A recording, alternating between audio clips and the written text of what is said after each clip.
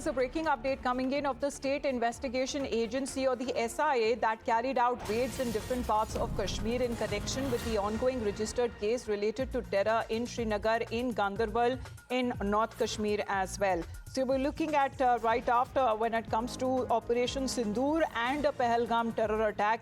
Multiple such of these agencies have been carrying out when it comes to their anti-terror crackdown, especially when it comes to funding, aiding terrorism in the valley. And we are looking at multiple of these raids and searches by the SIA, Yavar, that have also been taking place. Are there more locations now where these raids are taking place?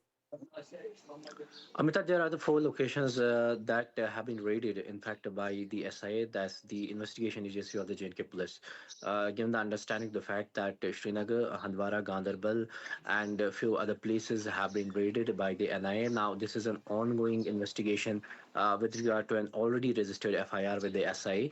Related to the various terror activity cases.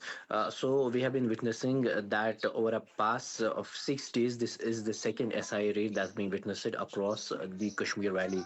Parts of the central Kashmir and North Kashmir are under these raids, as the authorities are maintaining that they are going to come up with the details shortly because the inputs are right now catchy.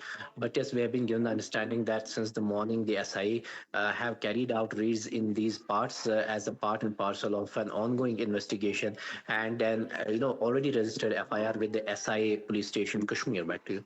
All right, Yavar, thank you very much for that information. This is an ongoing investigation by our agencies, the SIA, that has now been carrying out raids when it comes to this anti-terror crackdown in several locations, including that in Srinagar, in Ganderbal, and also in North Kashmir. But let's speak